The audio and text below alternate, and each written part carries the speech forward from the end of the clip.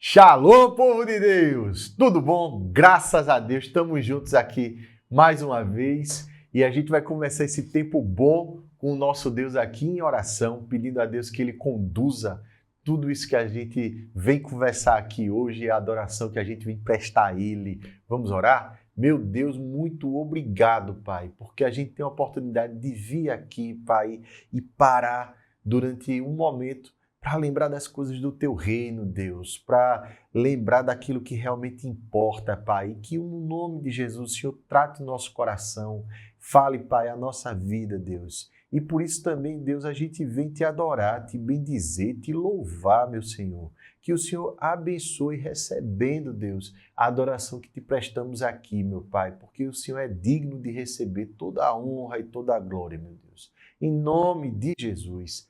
Amém. Vamos adorar, meu Deus. Vamos adorar, povo, esse Deus maravilhoso. Bênção.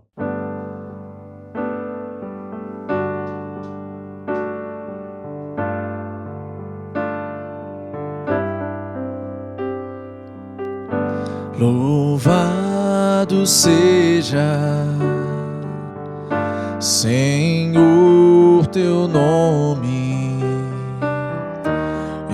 entronizado entre as nações. Exaltarei a ti, Senhor, pelo que tu és, eu te adorarei. Recebe a minha adoração, que é fruto de tua graça a mim e do teu amor que transborda em mim. O meu amor por ti, Jesus, engrandecerei, exaltarei teu nome diante dos reis e dos poderosos. Eu louvarei a ti, Senhor.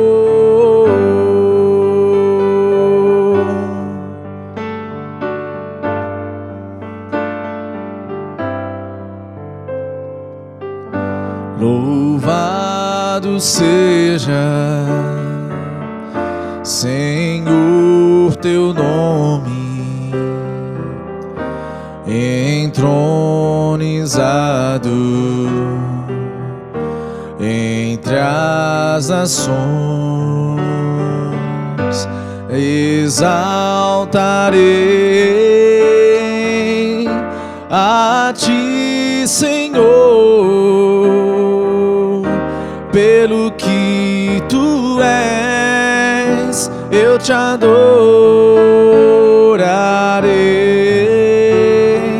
Recebe a minha adoração, que é fruto de tua graça a mim e do teu amor que transborda em mim. O teu amor por ti, Jesus, engrandecerei e exaltarei teu nome diante dos reis e dos poderosos. Eu louvarei a ti, Jesus, engrandecerei, exaltarei teu nome diante dos reis e dos poderosos. Eu louvarei a ti, Senhor.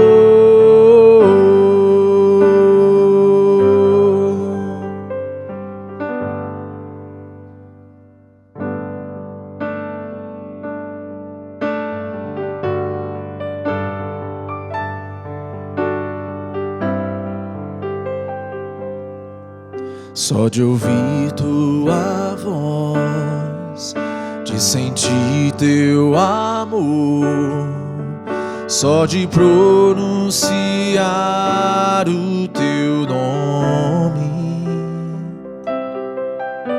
os meus medos se vão, minha dor, meu sofrer, pois de paz tu inundas meu ser. Só de ouvir tua voz, de sentir teu amor, só de pronunciar o teu nome,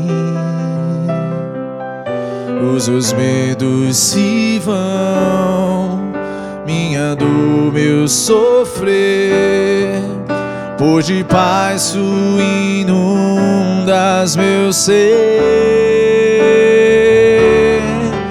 Jesus,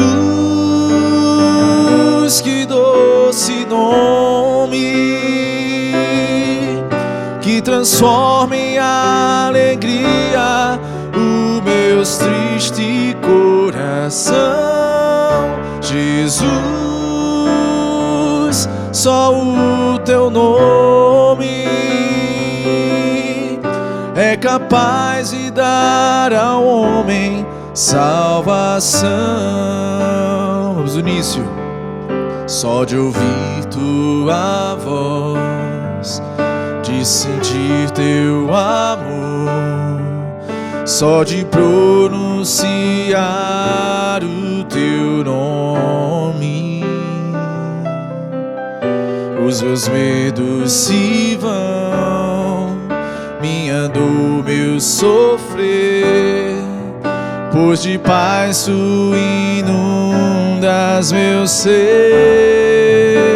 Cantemos Jesus. Jesus, que doce nome, que transforma em alegria o meu triste coração. Jesus, só o teu nome é capaz de dar ao homem salvação, é capaz de dar ao homem salvação, é capaz de dar ao homem salvação. Povo de Deus, o texto da gente hoje está no segundo livro das Crônicas, no capítulo 4. E esse capítulo, ele fala muito detalhadamente sobre a adoração a Deus. O que é que Deus ele espera da adoração? O que é que isso revela sobre o caráter dele? E qual deve ser a nossa contrapartida, a nossa reação com relação a isso? Na leitura desse texto, a gente vai ver e vai ficar mais claro para a gente isso daqui. Então a gente vai fazer como a gente tem feito de costume, à medida que a gente for lendo o texto, nós vamos elucidando algum ponto, outro que haja necessidade e depois a gente vai fazendo as aplicações, tá ok? Então vamos lá.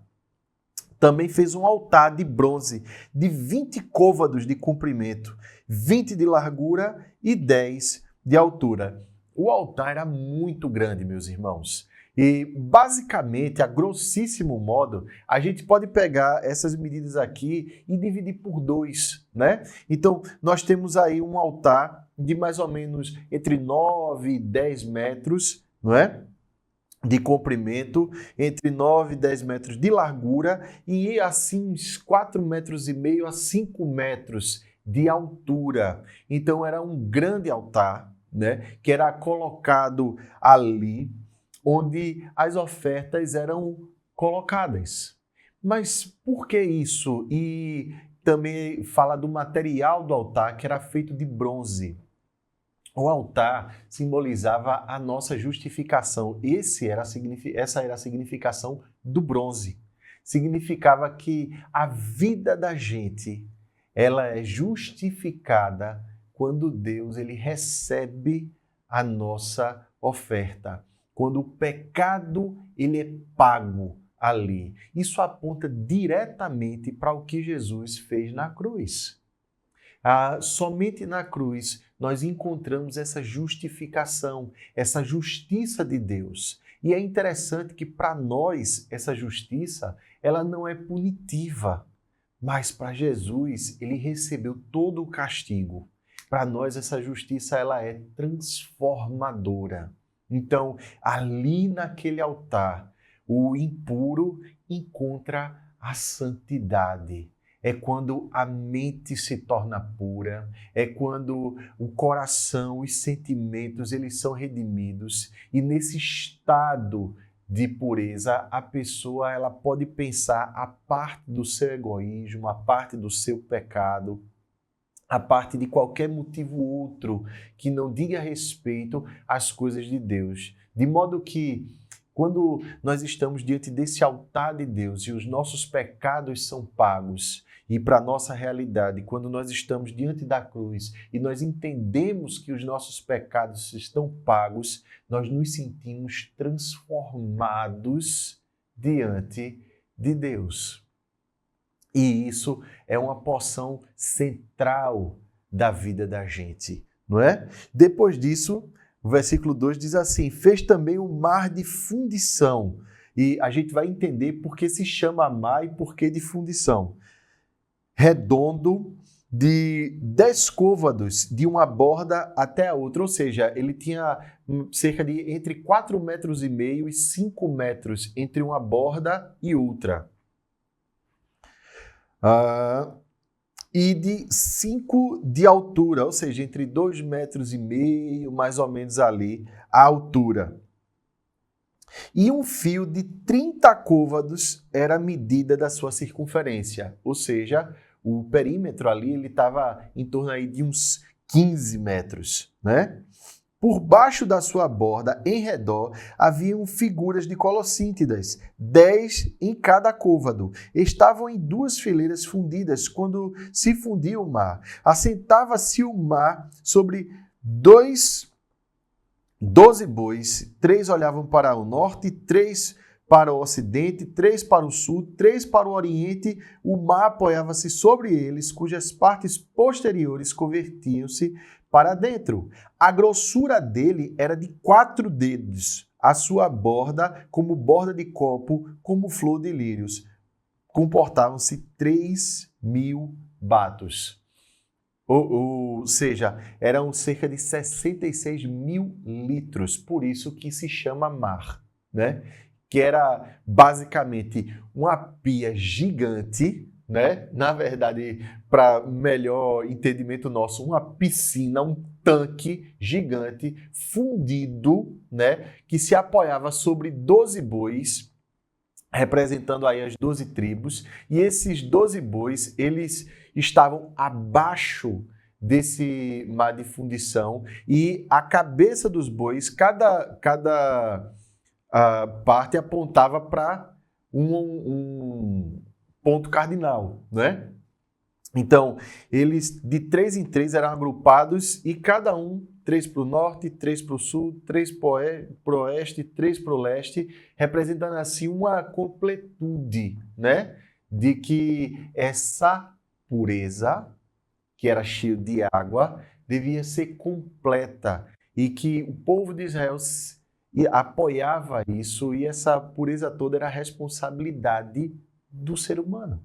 Então, aqui o povo de Deus entende que deve estar puro diante de Deus. A gente vê que, em primeiro lugar, esse altar leva a gente a essa transformação maravilhosa. E que, para isso daí, nós temos que estar puros e promover essa pureza, manter essa pureza. Então, não é só o lavar dos pecados, a nossa contrapartida é permanecer assim santo, puro. Fora esse mar de fundição, também fez 10 pias e pôs 5 à direita e 5 à esquerda, para lavarem nelas o que pertencia ao holocausto, né? Que se utilizavam vários utensílios. O mar, porém, era para que os sacerdotes se lavassem nele, né? Então, essas 10 pias serviam para o serviço de todos os utensílios, dos cutelos, de tudo que fosse utilizado, enfim, lá, porque isso envolvia sangue, né? Partes dos animais. E o mar, propriamente dito, esse grande tanque, servia para um sacerdote se lavar. Fez também 10 candeeiros de ouro, segundo fora ordenado, e os pôs no templo, 5 à direita e 5 à esquerda. Também fez 10 mesas, e as pôs no templo, 5 à direita, 5 à esquerda. Também fez 100 bacias de ouro. Note que são sempre múltiplos de 5, múltiplos de 10, colocados de um lado a outro, dando um aspecto de solenidade, de seriedade a isso tudo. Fez mais o pátio dos sacerdotes e o pátio grande, como também as portas deles, as quais cobriu de bronze, e o mar pôs ao lado direito para o lado sudeste. Depois fez Irão, que era o responsável, né? O artífice responsável por isso, as panelas e as pás e as bacias. Assim terminou ele de fazer a obra para o rei Salomão, para a casa de Deus. Então, Irão trabalhava para Salomão e Salomão recebia a ordem direta de Deus. Então, o nosso Deus, ele estabelece aqui em todos os elementos, apontando cada um deles para Cristo, para o Redentor. E eu acho pena que a gente não tem tempo de ver todos os detalhes disso daqui. Eu participei certa feita de um momento assim que nós passamos 6 meses conversando sobre cada aspecto desse. É muito detalhado, é muita coisa, mas para o momento basta nós sabermos que tudo isso aqui aponta para Cristo, para o nosso Salvador. E a adoração que nós devemos prestar a Ele. Nesse sentido, o nosso Deus diz como nós devemos adorá-lo, como nós devemos buscá-lo, qual é a nossa postura interior, bem descrita aqui em toda essa solenidade, qual deve ser a disposição do nosso coração em se manter puro, qual deve ser a intenção do nosso coração é se render completamente e buscar purificação dos nossos pecados em Deus. É isso que nós fazemos. É isso que nós buscamos. E isso tudo aqui aponta para a vinda do Messias. Esse Messias que veio, meus irmãos. Esse Messias que sofreu por nós. Todo o templo aponta para o próprio Jesus e o próprio Jesus reitera isso quando ele diz: esse templo aqui vai ser destruído, mas em 3 dias ele vai ser restabelecido, reedificado, ressuscitado. Então, nós estamos diante de um Deus vivo que se relaciona com nós, assim como ele se relacionou com Salomão. E Salomão, entendendo isso, disse a Irão, seu artífice: é assim que Deus deve ser louvado. Vamos levar nos mínimos detalhes isso daqui, porque tudo aponta para o Messias. E tudo é uma mensagem extremamente rica da obra do Messias. E o texto continua dizendo: as 2 colunas, os 2 globos, os 2 capitéis que estavam no alto das 2 colunas, as 2 redes para cobrirem os 2 globos, redes que são correntes, uma rede de correntes, né? As 2 redes para cobrir os 2 globos dos capitéis que estavam no alto das colunas, as 400 romãs para as 2 redes, isto é, 2 fileiras de romãs para cada rede, para cobrirem os 2 globos dos capitéis que estavam no alto das colunas. Fez também os suportes e as pias sobre eles, o mar com 12 bois por baixo, também as panelas, as pás, os garfos e todos os utensílios fez Irão Abi para o rei Salomão, para a casa do Senhor, de bronze purificado. Na planície do Jordão, o rei os fez fundir em terra barrenta, entre Sucote e Zereda. Ele está basicamente descrevendo aqui qual foi o método, né? Tudo isso foi fundido em barro da melhor qualidade, para que as peças tivessem um nível de detalhamento que ele está descrevendo aqui. Fez Salomão todos estes objetos em grande abundância, atenção, não se verificando o peso do seu bronze. Em outras palavras, Salomão não fez conta do que iria gastar, né? É tanto que o mar de fundição ele tinha 4 dedos de grossura, meus irmãos, de espessura, né? De bronze puro. Então era uma piscina gigante e Salomão disse, para eu expressar essa santidade, para eu expressar a adoração que é devida, para eu expressar essa vinda do Messias e tudo o que ele representa e a justificação que ele proporciona, um nível de transformação tão rico, tão importante, tão caro ao ser humano, eu não posso fazer conta. Eu tenho que prestar tudo com culto, com tudo que eu tenho, tudo que eu sou a Deus. O que está descrito aqui é que a vida do crente, ela se organiza então, meus irmãos, ao redor do culto ao nosso Deus. Isso é o que tem de mais rico na vida da gente. Se há algo que eu posso aplicar para você hoje, é exatamente isso. O momento do culto, então, para o crente, quando ele vai buscar Deus e lembrar da obra do Messias, do Redentor da vida dele, é algo inegociável. É algo que nós devemos ter no nosso coração e nós devemos nos preparar durante a semana para isso. De modo que nós somos os verdadeiros adoradores que Deus busca, porque a nossa adoração não é restrita simplesmente a um momento da nossa semana, mas existe uma preparação de tudo da nossa vida para Ele. Por quê? Porque Ele nos salvou. Porque a obra do Messias garantiu isso. E aí nós vencemos a própria morte através desse sacrifício de Deus que nos coloca em conexão com a eternidade através dessa santidade de vida que Ele vem trazendo para todos nós. Isso é bênção demais, não é? Para a vida da gente.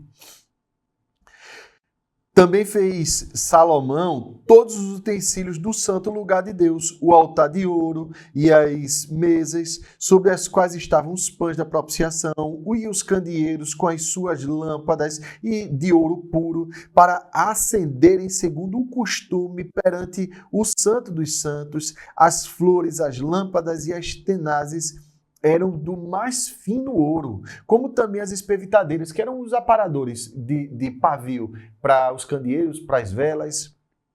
Era como se fosse uma tesoura, né? As bacias, as taças, os incensários de ouro finíssimo. Então, meus irmãos, prestem atenção no nível de detalhamento aqui, porque o ouro, ele simboliza a pureza, né?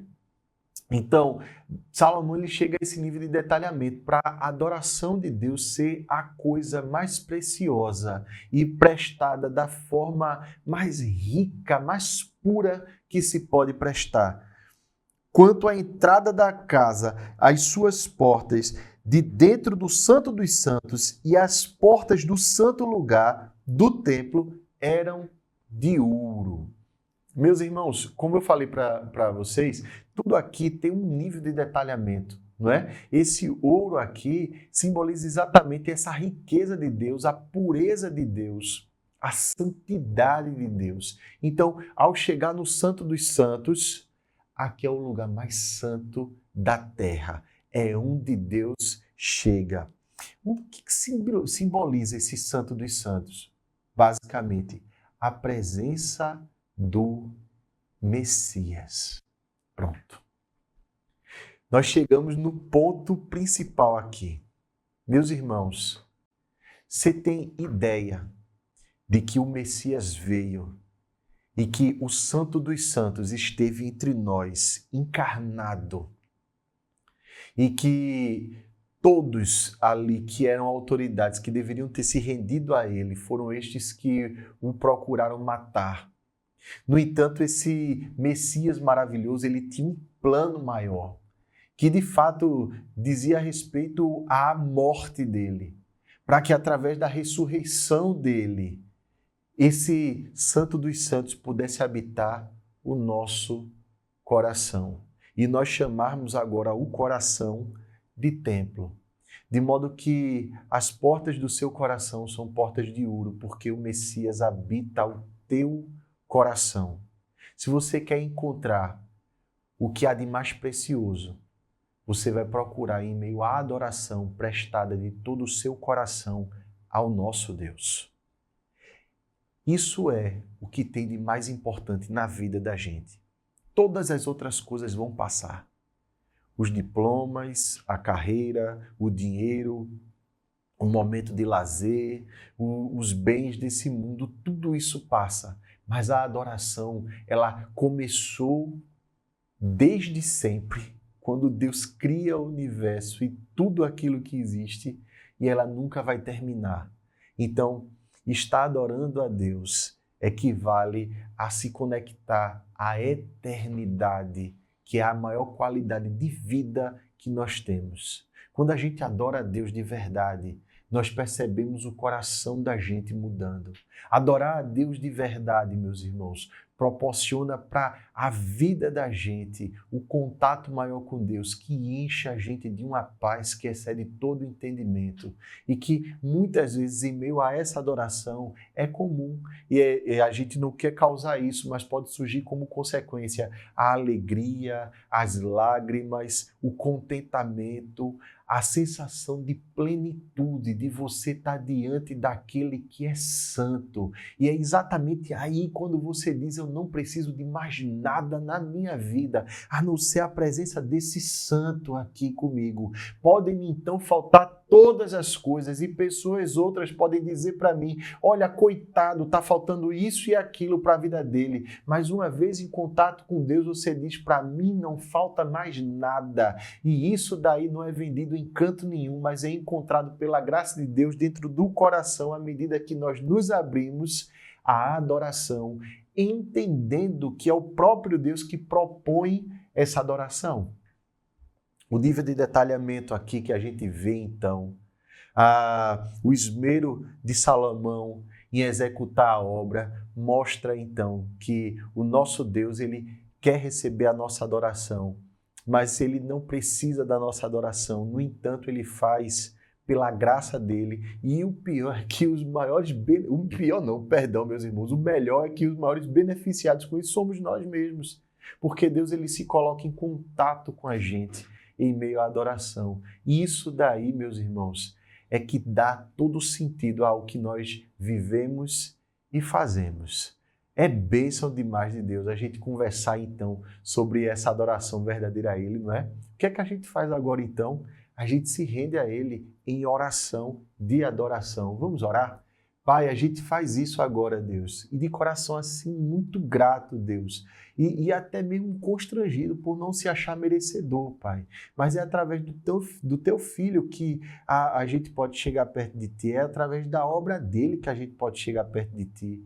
Muito obrigado, Deus, a gente se rende aqui em adoração, em louvor, Pai, e a gente pede que o nosso coração seja cheio dessa adoração, Deus, que o nosso coração transborde, Pai, da alegria e da paz, Deus, de estar em contato real contigo, Deus, e de saber que estamos assim em comunhão plena contigo, Pai. Não permite, Deus, que a gente saia disso, Deus, mas que essa presença tua, Deus, que esse Espírito teu, Deus, ele continue enchendo o nosso coração e fazendo a gente viver a vida inteira e cada minuto da vida, Deus, perto de Ti, Deus. E que mesmo nos dias de provação, nos dias de dificuldade, a gente encontre o Senhor e lembre do motivo da nossa vida, que é Te adorar, meu Pai. Muito obrigado, Deus, muito obrigado por isso. Continua abençoando o Teu povo, Pai, e que todos se ergam, Pai, em adoração viva a Ti, meu Deus, em nome de Jesus. Amém. Amém, povo de Deus. Que Deus continue abençoando a tua vida, meu irmão. E vamos seguir adorando o nosso Deus maravilhoso. Bênção.